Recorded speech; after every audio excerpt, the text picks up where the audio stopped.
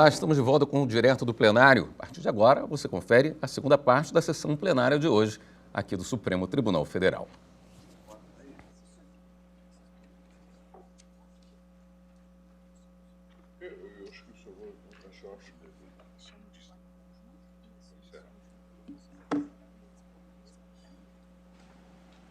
Muito obrigada, podemos sentar.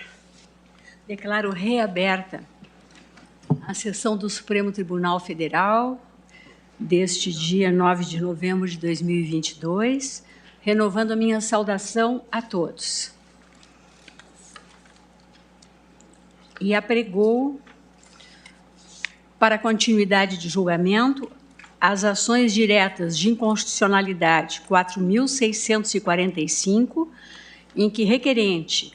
o Partido da Social Democracia Brasileira, PSDB e outro, e a ação direta de inconstitucionalidades 4.655, em que requerente o Procurador-Geral da República. Ambas ações diretas sob a relatoria do ministro Luiz Fux e em julgamento conjunto com a seguinte decisão. Relembro, após o voto do ministro Luiz Fux, relator, que conhecia parcialmente da ação direta e, nessa parte, julgava improcedente o pedido, pediu vista dos autos o ministro Edson Fachin, que está com a palavra. Muito obrigado, senhora presidente. Renovo os cumprimentos a Vossa Excelência, aos eminentes pares, às senhoras e senhores advogados, senhor Procurador-Geral da República. Como Vossa Excelência vem de apregoar, senhora presidente, são duas ações diretas de inconstitucionalidade e, portanto, com perfeição, tendo em vista o objeto, o pregão em conjunto de ambas, a 4645, que é a primeira dessas ADIs, e a segunda, a 4655. 4655. Os números se parecem, mas não são idênticos. E, portanto, são as duas ADIs da relatoria do eminente ministro Luiz Fux. O eminente ministro Luiz Fux já houvera votado em ambas e lançado o voto no plenário virtual. Portanto, foi lá que o eminente relator votou pelo conhecimento parcial e, na parte conhecida, pela improcedência dos pedidos. Considerando a matéria que versa sobre questões relevantes da Lei 10.683, de 28 de maio de 2003, dentre outros aspectos, e sobre o regime diferenciado de contratações públicas, o assim denominado RDC, aplicável às licitações de contratos públicos, pedi vista para poder melhor examinar a matéria e, nessa sentada, trago o meu voto, que examina, portanto, as duas ADIs que são propostas, respectivamente, pelo Partido da Social Democracia Brasileira e o Democratas, bem como o Partido Popular Socialista, e também pela Procuradoria-Geral da República. Eu tenho no voto um alongado relatório que me parece desnecessário, quiçá ser repisado, por duas razões. A primeira é que, como já estava no virtual, tanto o relatório quanto o voto já de Sua Excelência o relator são conhecidos. E a segunda razão é que, embora eu vá me estender para dar as razões, me estender um pouco no voto para dar as razões do pedido de vista, mas eu gostaria de adiantar desde logo que eu estou acompanhando o relator para também chancelar o conhecimento parcial e, na parte conhecida, julgar ambas as pretensões veiculadas nas ações improcedentes. Portanto, já estou adiantando que examinei esta matéria, inclusive à luz da distribuição constitucional de competência, e agora, por assim dizer, faço uma espécie de compliance, de prestação de contas do estudo que fiz para ir de encontro com o voto de Sua Excelência. Por isso estou a dizer que, assim como afirmou o autor da ação direta e consolidada 4655, que após o término das obras e da realização das competições mundiais que foram previstas na lei, nós estamos, evidentemente, tratando desta lei que é de 28 de maio de 2003 e estamos a tratar de um RDC que restou aplicado por ocasião dos Jogos Olímpicos e Paralímpicos de 2016, bem como a Copa das Confederações da Federação Internacional de Futebol, a Associação FIFA, de 2013, e a Copa do Mundo FIFA 2014. Portanto, eu estou preliminarmente entendendo, como disse e repito, assim como afirmado pelo autor da ADI 4655, que após o término das obras da realização dessas competições mundiais, teria ocorrido o exaurimento da eficácia do disposto nos artigos 1º, inciso 1, 2 e 3, artigos ainda 43, 65 a 67 desta lei em questão. Por isso, com base na orientação que temos pacífica neste tribunal, o exaurimento da eficácia de lei temporária, que é o caso nessa parte, nesses dispositivos, enseja a extinção do processo de controle normativo abstrato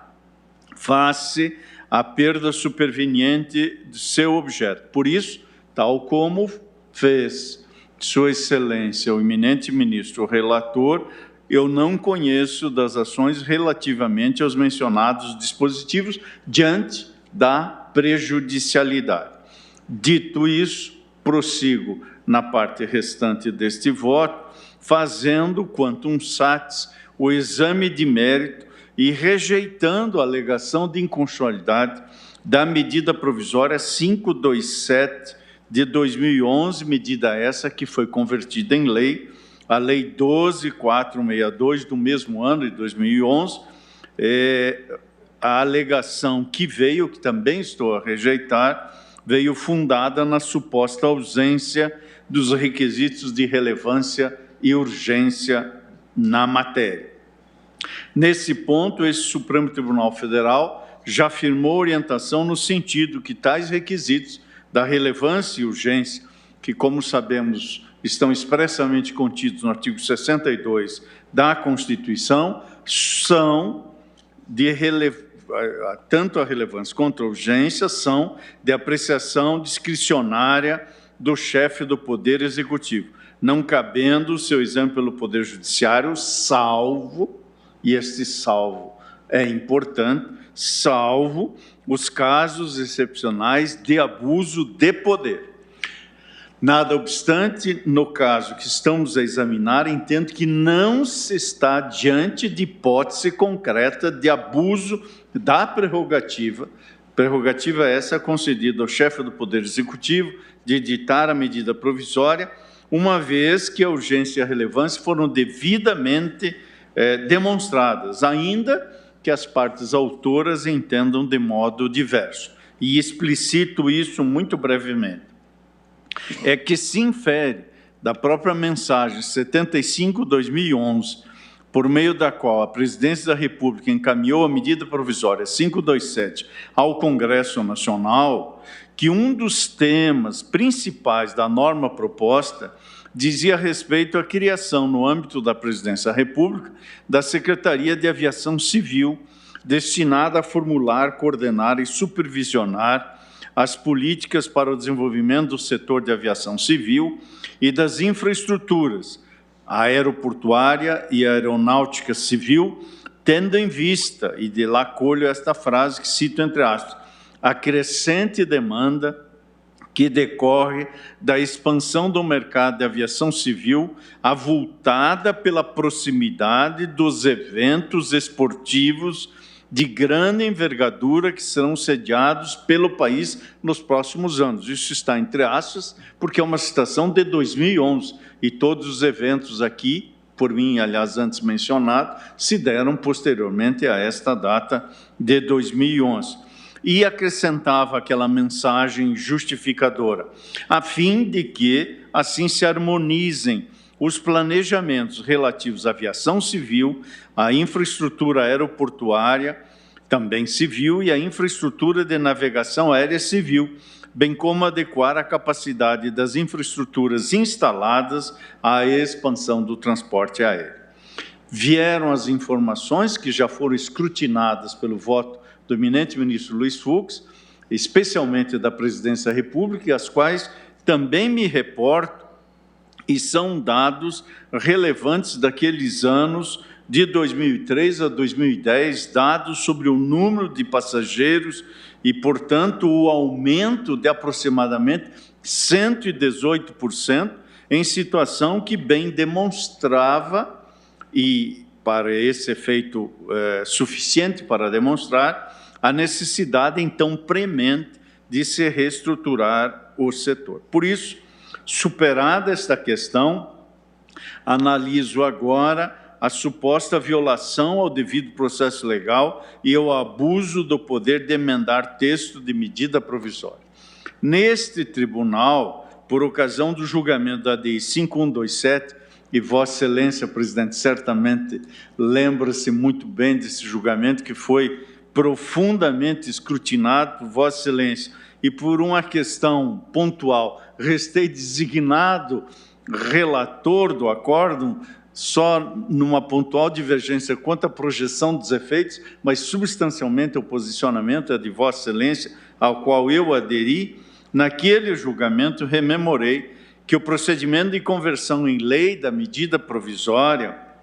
ou de medida provisória tem no processo legislativo de conversão o seu instrumento de realização, vale dizer, uma oportunidade na qual o Legislativo pode aprovar emendas à medida provisória, sejam elas aditivas, modificativas ou supressivas, nos limites que este próprio tribunal fixou. Salientei, então, que não há comando expresso na Constituição, e nomeadamente no artigo 62, acerca da impossibilidade de se transbordar a temática da medida provisória, mas isso não significa que o exercício da faculdade de emendar pelo Congresso Nacional seja incondicionado. E foi precisamente o que esse tribunal chancelou, estabelecendo limites a essa possibilidade nos termos de uma fundação racional e sistemática da matéria aurida da Constituição. Isto se dá porque, no referido processo de conversão, deve-se observar o devido processo legislativo, o que não acontece quando temas que não guardam pertinência com a medida provisória são inseridos na lei de conversão, vendo-se privados de passar pelas comissões temáticas de ambas as casas do Congresso Nacional e sua consequente especialização. Tais temas são, dessa forma, a um só tempo, privados da submissão a um escrutínio mais aprofundado no âmbito do próprio Congresso Nacional, bem como de um debate público que permita a maturação das reflexões sobre eles, o que torna a norma daí decorrente enfraquecida no que diz respeito à legitimação pelo procedimento democrático. Ainda naquele julgamento, tomei licença para assentar que tal prática, vale dizer, edição de emendas em processo legislativo de conversão em lei, com conteúdo temático distinto daquele da medida provisória sobre o escrutínio do Congresso Nacional, essa prática, embora não demonstre desobediência sistemática à moldura institucional constituída no âmbito da Carta Maior, não leva o reconhecimento automático da inconstitucionalidade da lei decorrente da conversão da medida provisória. Nessa ordem de ideias, senhora presidente e eminentes pares, por ocasião daquele julgamento, como consignou o eminente ministro Luiz Roberto Barroso, o que se declara, e ali esse tribunal declarou, foi a inconstitucionalidade desta prática, ou deste costume de se inserir no processo de conversão em lei da medida provisória, matéria que com ela não guarde pertinência temática. E assim foi que esse tribunal, conquanto tenha reconhecido a inconstitucionalidade formal da prática em questão, em obediência ao princípio da segurança jurídica, decidiu preservar até a data daquele julgamento que se deu no dia 15 de outubro de 2015, as leis frutos de emendas em projeto de conversão de medida provisória em lei. E, se bem me recordo, senhora presidente, esse era exatamente o único ponto da nossa dissonância e valendo, obviamente, não mais, toda a fundamentação que Vossa Excelência trouxe à colação. Se me permite, ministro Pois Fachin, não, presidente, claro. ao sim. que lembro, né, na verdade, a decisão implicaria num juízo de improcedência, o reconhecimento de efeitos prospectivos. E eu fundamentava que eu achava injustiça com o autor da ação, que, na verdade, não teria, né, não alcançaria os seus objetivos, embora nós estivéssemos, enquanto tribunal, endossando a tese apresentada. Exatamente. Foi exatamente esse ponto. E aí eu preferi não ficar de redatora, né, do acórdão. Perfeitamente, presidente. É isso que se passou e eu reitero que o conteúdo daquela deliberação bebeu das luzes que Vossa Excelência trouxe à colação no sempre judicioso voto. Pois bem, dito isso,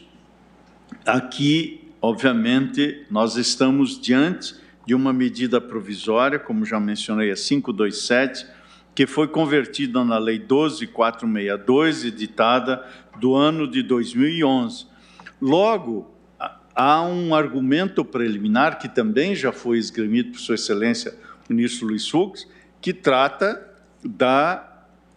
eficácia do julgamento, que levou-se a efeito aqui em 2015, e nós estamos a falar de uma medida provisória de 2011. Portanto, a segurança jurídica também diz respeito a um julgado que não atinge o ato ora impugnado. Se não fossem outras razões, por isto, já bastaria, seria suficiente para rejeitar a alegação neste ponto também. Esse entendimento estende-se às leis posteriores que alteraram a Lei 12.462 de 2011 e que foram também resultantes da conversão de medidas provisórias em lei, quais sejam as leis 13.173 e 13.190 de 2015, uma vez que as medidas provisórias 678 e 679, que deram origem a essas leis, já haviam sido aprovadas pelo Congresso Nacional quando esse tribunal, em 15 de outubro de 2015, deliberou o que ali se chegou na ação direta e consolidada 5127. Portanto, creio que, colocadas essas questões que são de ordem formal, me encaminho agora para o exame das alegadas inconstitucionalidades materiais. Nesse universo, em ambas as ações, sustenta-se que as disposições atinentes ao regime de contratação integrada, vale dizer artigo 2º, inciso 5º, 8º, inciso 5º, 9º, parágrafos 1º, 2º, 3º e 4º, e artigo 36, parágrafo 1º, sustenta-se que esses dispositivos violam os princípios da moralidade administrativa e da isonomia, bem como o que contém o disposto no inciso 21º do artigo 37 da Constituição da República, por admitir que serviços sejam contratados sem a definição nítida do objeto. Argumentos ainda mais que esse modelo permitiria a contratação no mesmo, ou melhor, a concentração no mesmo contratante de projeto básico e execução da obra ou serviço, desvirtuando os propósitos da licitação. Esses são os dois argumentos, fundamentalmente, que vão na matéria de fundo, portanto, suscitando a inconstitucionalidade material. No voto, senhora presidente, eminentes pares, eu reproduzo os dispositivos que aqui estão inquinados de alegada inconstitucionalidade. Como mencionei, acerca desse regime diferenciado de contratações e no diploma legal que está em questão, o artigo 2º, parágrafo único, inciso 5º, o artigo 8º, inciso 5º, o artigo 9º, incisos 1º, 2º e 3º, parágrafo 1º e parágrafo 2º, incisos 1º, 2º e 3º, no seu parágrafo também 3º, 4º e 5º, que reproduz integralmente, e me excuso de não fazer a leitura do texto legal impugnado. O que está em questão aqui é a figura jurídica da denominada contratação integrada, tal como prevista na lei impugnada. E eu anoto de saída que a contratação integrada não constitui inovação no ordenamento jurídico. Aliás, essa modalidade de contratação já estava elencada no Decreto 2745 de 1988, que trata do regulamento do procedimento licitatório simplificado da Petrobras. Lá, no item 1.9, lê-se precisamente que, sempre que economicamente recomendável, a Petrobras poderá utilizar-se da contratação integrada, compreendendo a realização de projeto básico ou detalhamento, realização de obras e serviços, montagem, execução de testes, pré-operação e todas as demais operações necessárias e suficientes para a entrega final do objeto com solidez e segurança especificada. Fecho as aspas da citação que fiz daquele item 1.9 do Regulamento de Procedimento Licitatório Simplificado. Pois bem, como trago à colação esta citação, verifico, inclusive no parecer do relator da comissão mista que examinou a medida provisória 527 de 2011, que tal norma inspirou-se, portanto, no regime já estabelecido para a Petrobras por meio do decreto que acabei de mencionar e que regulou a pedra angular do regime diferenciado de contratações, que é precisamente a figura da contratação integrada. E é por isso que colho do voto do ministro Luiz Fux o que me parece relevante destacar, que, diversamente do que se poderia imaginar, o regime proposto não surgiu de ideias criadas sem amparo em sólida experiência prática, mas sim que resulta de inteligente fusão entre o procedimento licitatório preconizado pela Lei de Licitações e do pregão eletrônico. Sua Excelência, o relator, destacou que o Instituto da Contratação Integrada, embora criticado por muitos, não prescinde de projeto básico, nem permite a realização de obras públicas sem que haja nítida definição dos resultados esperados pela administração pública, na medida em que os editais que disciplinam esse tipo de ajuste devem indicar, e de forma exaustiva, os propósitos a serem cumpridos. Portanto, tenho para mim que a razão está com o relator, e, diversamente, com o devido respeito do que afirmam os autores, especialmente da ADI 4645, a regulação da contratação integrada não incorre na quebra da isonomia e da moralidade por não permitir a definição nítida do objeto da avença em face de eventual ausência do projeto básico. Consoante o disposto no inciso 1º do parágrafo 2º do artigo 9º, o instrumento convocatório do certame deverá conter anteprojeto de engenharia que contemple os documentos técnicos destinados a possibilitar a caracterização da obra ou serviço, incluindo, e aqui se vê, em meu modo de ver, a nitidez que se almeja, a demonstração e justificativa do programa de necessidades, a visão global dos investimentos e as definições quanto ao nível de serviço desejado, b, as condições de solidez, segurança, durabilidade e prazo de entrega, c, a estética do projeto arquitetônico e d, os parâmetros de adequação ao interesse público, à economia, à facilidade na execução, os impactos ambientais e a acessibilidade. Acrescente-se que o decreto regulamentador da lei, decreto 7581, estabelece no parágrafo 3º do artigo 74 que o anteprojeto deverá possuir nível suficiente para proporcionar comparação entre as propostas recebidas das licitantes. Logo, a razão pela qual os projetos básicos e executivo ficam sob a responsabilidade do contratante reside na circunstância de que esse tipo de contratação é prevista para objetos complexos, como explica, aliás, Marcos Nóbrega, em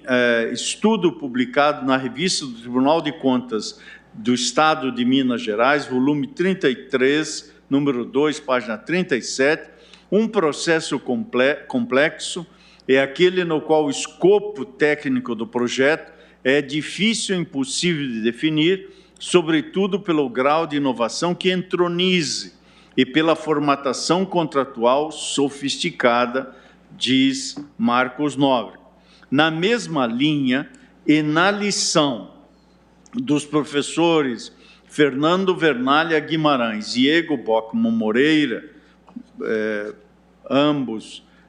ligados à histórica Universidade Federal do Paraná, a centenária Universidade Federal do Paraná, esse modelo de contratação pressupõe objetos complexos em que há dificuldade de a administração conceber a melhor solução técnica para a sua execução. Acresço, ao lado desse estudo que citei, que é precisamente sobre o RDC e a Lei Geral de Licitação, acresço que, não por outra razão, a lei questionada prevê que essa espécie será adotada para a contratação de objetos que envolvam 1. Inovação tecnológica ou técnica, 2. Possibilidade de execução com diferentes metodologias e 3. Possibilidade de execução com tecnologias de domínio restrito no mercado.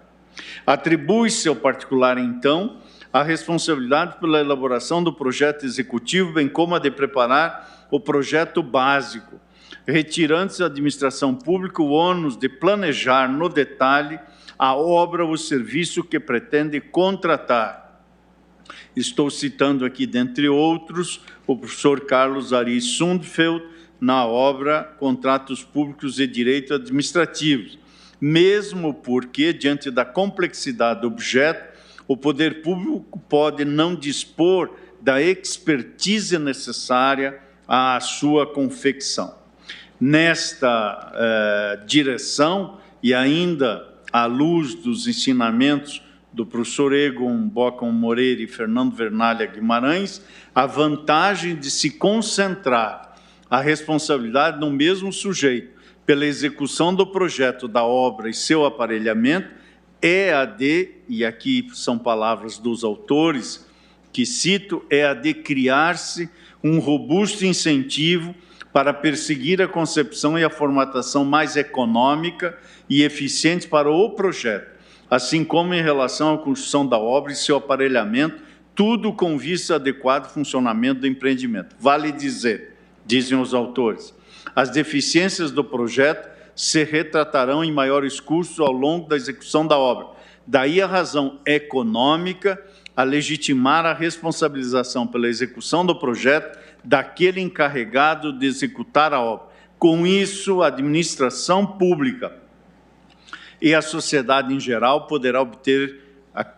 concluem os autores, relevantes ganhos de eficiência,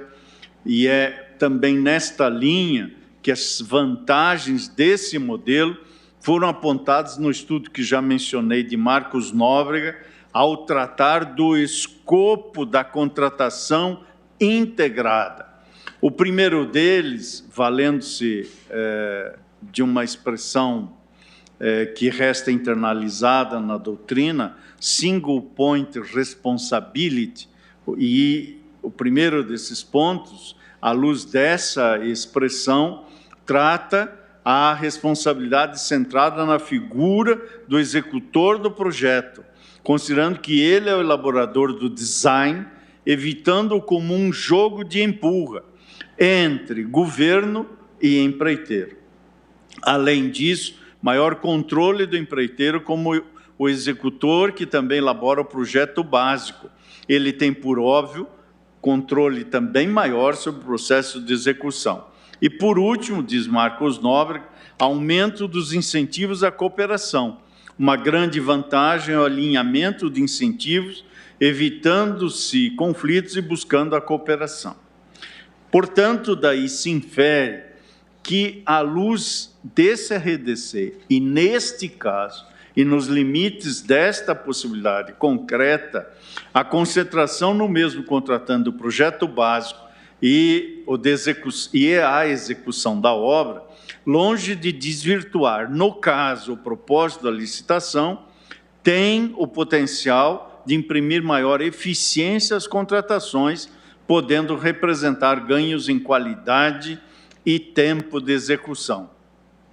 Nos autos da ADI 4655, a Procuradoria-Geral da República assevera que a pré-qualificação fere a ampla competitividade e pode acarretar uma superestimativa do preço. Menciona ainda acordo no Tribunal de Contas da União, que teria identificado irregularidades como direcionamento de certames, conluio entre participantes e sobrepreço decorrentes da pré-qualificação.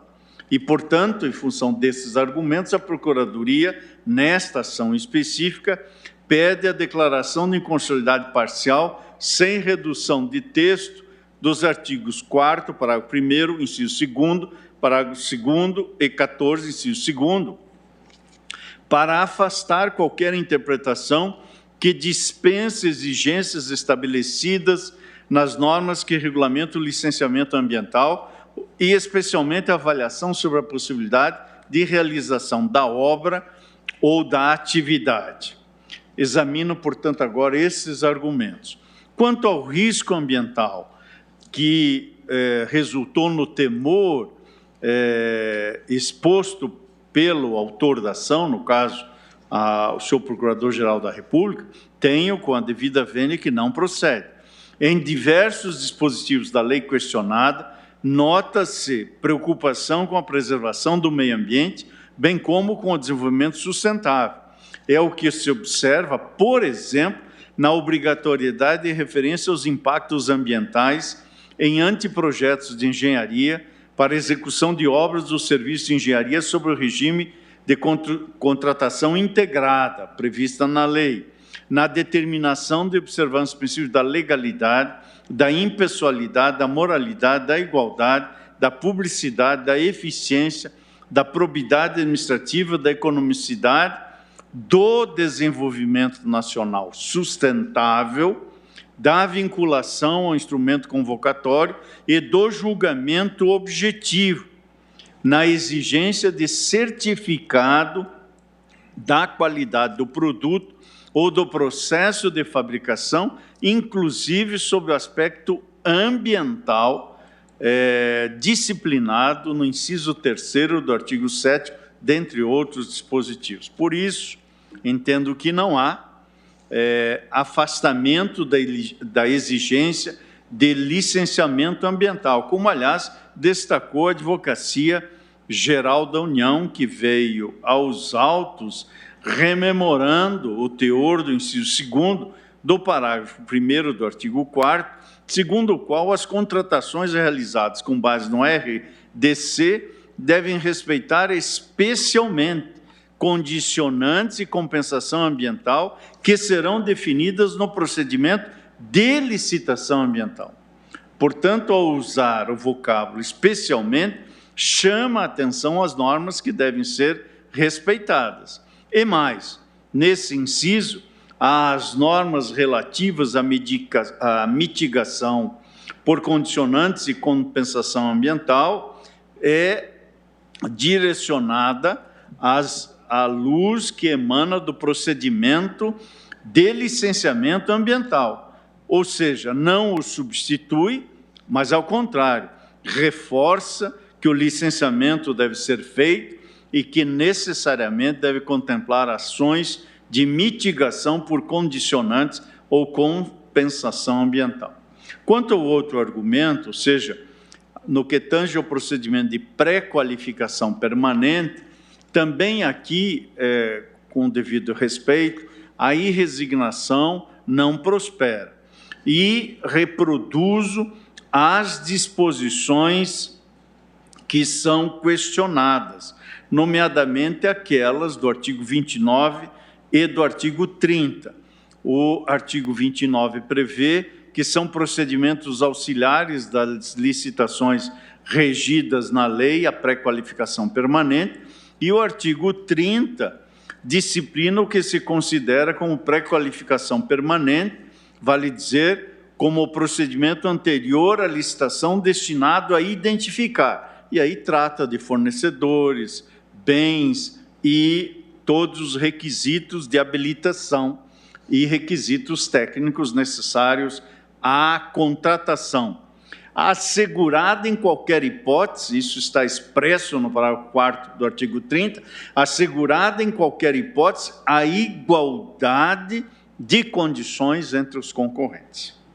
Com o procedimento de análise, digo então, que é anterior à licitação, busca-se identificar fornecedores que reúnam condições de habilitação exigidas para o fornecimento do bem ou execução de serviço ou obra nos prazos, locais e condições previamente estabelecidos e bens que atendam às exigências técnicas e de qualidade da administração pública.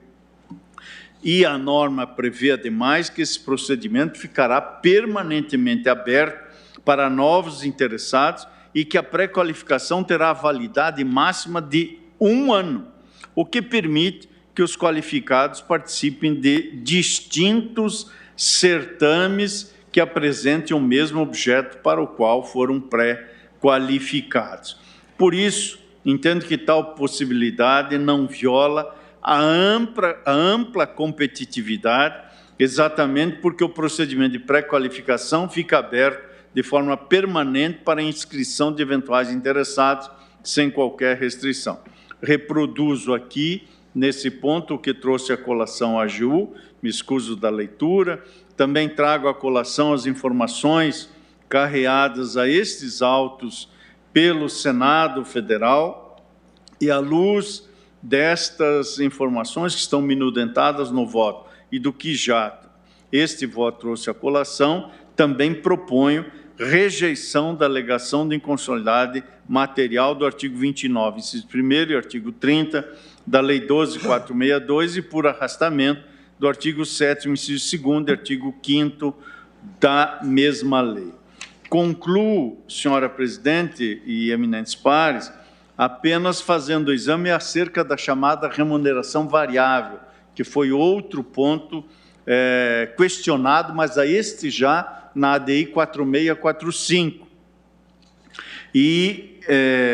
constante do artigo 10, que estipula sua vinculação ao desempenho da contratada com base em metas, padrões de qualidade, critérios de sustentabilidade ambiental e prazo de entrega definidos no instrumento convocatório e no contrato, devendo-se respeitar o limite orçamentário fixado pela administração pública para a contratação. Ou seja, nós estamos tratando de situação que, dentro do orçamento fixado para a celebração do contrato, a administração pública, após fixar metas a serem atingidas, pode oferecer um bônus pela sua superação e também prever penalidades para hipótese de atraso. Busca-se, assim, eficiência, celeridade e economicidade nas contratações públicas. Aqui também estamos a tratar de instituto que não é novidade no ordenamento jurídico. E instituto esse adotado nas contratações realizadas desde há muito por contratos levados a efeito no âmbito da Petrobras, que envolvem várias empresas e especialmente quando a licitação se mostra inviável por falta de competitividade. Por isso, também aqui com o devido respeito, não se acolhe a alegação de inconstitucionalidade por esta razão, bem como nada também acolhe a alegação de inconstitucionalidade por violação ao princípio da publicidade, da publicação diferida do orçamento estimado e da dispensa de publicação no Diário Oficial das Licitações, cujo valor não ultrapasse R$ 150 mil para obras ou R$ 80 mil para bens e serviços, inclusive de engenharia. Reproduzo essas disposições e digo, a propósito, que a razão de ser do diferimento da publicação reside na intenção do legislador de impedir o conluio entre os participantes, uma vez que, desconhecendo o valor que a administração está disposta a pagar pela contratação, os licitantes não possuirão um parâmetro para combinar valores de propostas e, assim, primar pela efetivação do princípio da economicidade e da busca da proposta mais vantajosa para a administração pública. Entendo que, dentre os valores em jogo, o legislador prestigiou precisamente a economicidade e a busca da proposta mais vantajosa, sem deixar de observar a publicidade, ainda que em momento posterior, portanto, também entendo que não há inconstitucionalidade. E, por derradeiro, quanto à dispensa de publicação no Diário Oficial daquelas licitações de menor monto, há que se destacar que a norma prevê uma forma alternativa de efetivação do princípio da publicidade em tais casos, qual seja a divulgação em sítio eletrônico oficial centralizado de divulgação de licitações ou mantido pelo ente encarregado do procedimento licitatório na rede mundial de computadores. Senhora Presidente, eminentes pares, estas eram as reflexões que fiz a partir do voto visto. Eu havia até mesmo pensado em devolvê-lo no plenário virtual, mas já estava aqui indicado para a pauta presencial, também para o devido acompanhamento, mas estas são as conclusões que cheguei. Com essas considerações, tenho a honra de acompanhar o voto do eminente ministro relator, por conhecer parcialmente das ações e, na parte conhecida, julgar improcedentes. É como voto, presidente. Senhora Presidente, na qualidade de... Agradeço ao ministro Fachin, pois não, ministro... Na qualidade de relator, o voto é muito longo, tem 77 laudos, mas acho que agora, com a concordância também num voto denso do ministro Fachin, nós podemos retornar ao plenário virtual. Estão todos de acordo? Então, só me resta agradecer a presença de todos e declarar encerrada a sessão com votos de uma excelente noite. Obrigada.